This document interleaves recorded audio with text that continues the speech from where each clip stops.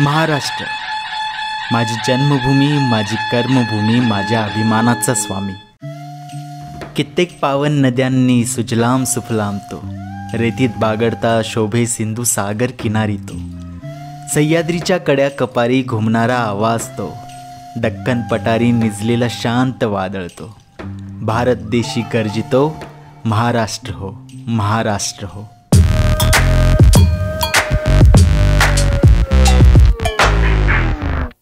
नमस्कार. पुन्हा एकदा आपले चॅनल ट्रॅक्युगवर आपले स्वागत आहे.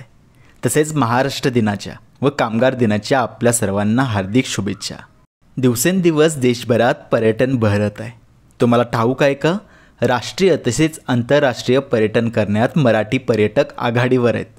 पण बऱ्याच वेळा असेही होते की आपण पूर्ण जग फिरून येतो, पण आपले स्वतःचे घर कधी फिरलेले नसते. तर आजचा व्हिडिओ महाराष्ट्र दिनानिमित्त त्यासाठीच आहे, जिथे आपण महाराष्ट्र टुरिझमबद्दल जाणून घेणार आहोत. आणि हो, नक्कीच यानंतर तुमची महाराष्ट्र फिरण्याची लालसा वाढणार आहे. विकासाच्या वेगात ग्रामीण संस्कृती बुडत आहे, तर शहरीकरण नौकेवर स्वार होऊन सुसाट सुटली आहे. देशाची आर्थिक राजधानी मुंबई, IT सिटी म्हणून मिरवत असलेले पुणे, त्यासोबत नागपूर, औरंगाबाद, नाशिक, कोल्हापूर यासारख्या शहरांनी त्यांचं एक वेगळं कल्चर उभं केलं आहे. इथल्या सिटी टूर म्हणजे शॉपिंग मार्केट, म्युझियम, हेरिटेज वास्तू, gardens, food street, theme park, water park आणि तिथं नांदत असलेली मिश्र संस्कृती. त्यामुळे महाराष्ट्रातल्या पर्यटनात इथल्या शहरांचाही प्रमुख वाटा आहे.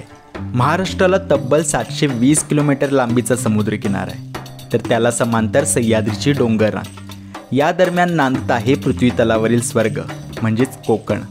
आंबा फणसाच्या, सुपारी नारळाच्या बागा, त्यामध्ये लपलेली सुंदर कौलारू घरे, घराला घरपण देणारी शहाळ्यासारखी गोड कोकणी लोक.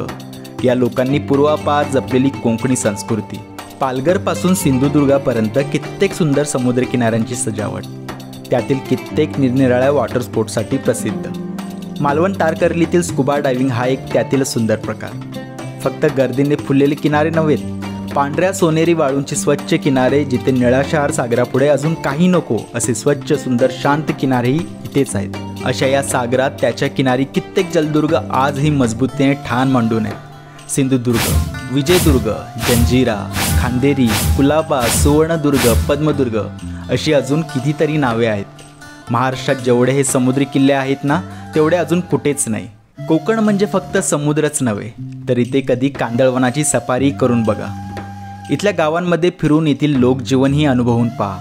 या देवभूमीवरील मंदिरे पहा, येथील सडे पहा, या सड्यांवरील अगम्य काळातील कातळ शिल्पे पहा. समुद्रकिनाऱ्यापासून जसे तुम्ही सह्याद्रीच्या पायथ्याकडे सरकता, इथला निसर्ग अजून त्याच्या वेगळ्या रूपाने सुकावतो. पावसाळ्यात तर हा प्रदेश त्याच्या सौंदर्याच्या शिखरावर असतो.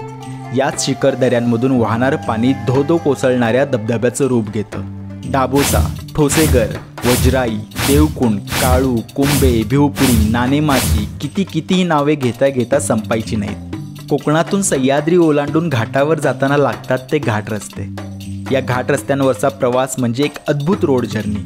माळशेज घाट, तामिनी घाट, वरंदा घाट, खंबाटकी घाट, कुंभारली घाट, आंबा घाट, फोंडा घाट, अंबोली घाट याशिवाय अजून भरपूर आहेत. या घाट रस्त्यांवरील वळण तुमच्या पर्यटनालाही एक सुखद वळण देत असतात. जैवविविधतेने श्रीमंत सह्याद्रीची महाराष्ट्रात सरासरी उंची 1200 मीटर आहे.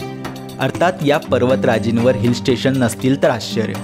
महाबळेश्वर, पंचगणी, लोणावळा खंडाळा, माथेरान, इगतपुरी पर्यटकांच्या गर्दीने तुडुंब भरलेली ही ठिकाणे महाराष्ट्राच्या पर्यटन शिखरावर आहेत. सह्याद्री एक असं नाणं आहे ज्याच्या एका बाजूला निसर्ग तर एका बाजूला इतिहास आहे. याच डोंगररांगावर इतके गड किल्ले आहेत जितके या भूतलावर अजून कुठेही नसतील.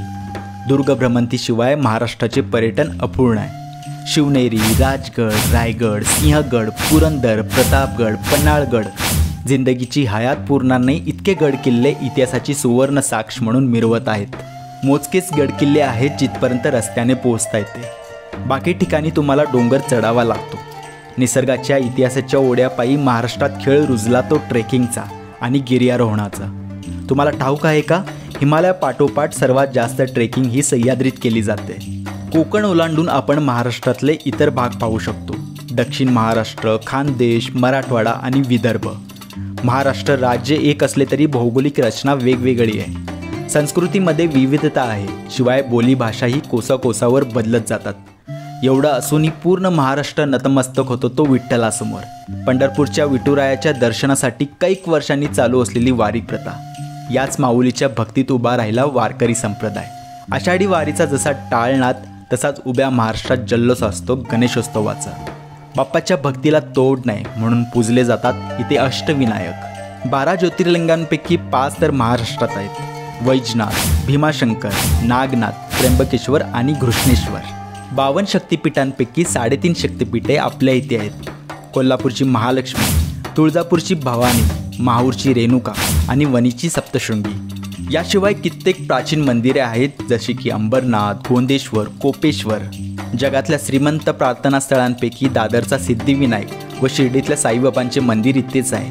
मंदिरांचा विषय निघाला तर लेण्यांकडे दुर्लक्ष करून कसे चालेल.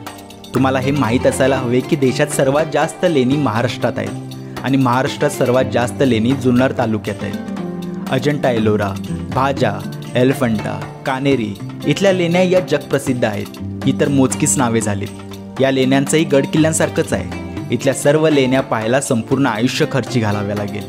जिथे मानवाने त्यावेळी त्यांच्यासाठी दगडात गुहा खोदल्या, त्याच मानवाने पुढे आलिशान राजवाडेही उभारले.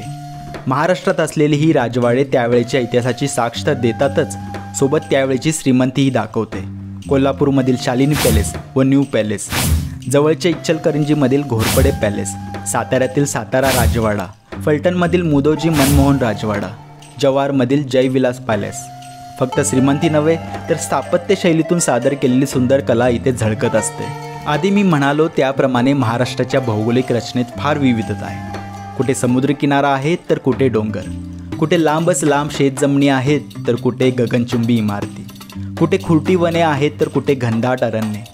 रानावनांचा विषय निघाला आहे तर येथील वाईल्डलाईफ नक्कीच पर्यटनात सामील करण्यासारखा. Sanjay Gandhi National Park, Sahyadri Tiger Reserve, Dajipur bison sanctuary, Malghat Tiger Reserve, Pench Tiger Reserve, Tadoba Andhari Tiger Reserve. या माझ्या महाराष्ट्रात इतकं काही आहे, काही मिनिटांच्या व्हिडिओत महाराष्ट्र दाखवणे अशक्यच. जीवनाची मौज घ्यायची असेल तर ती इथेच.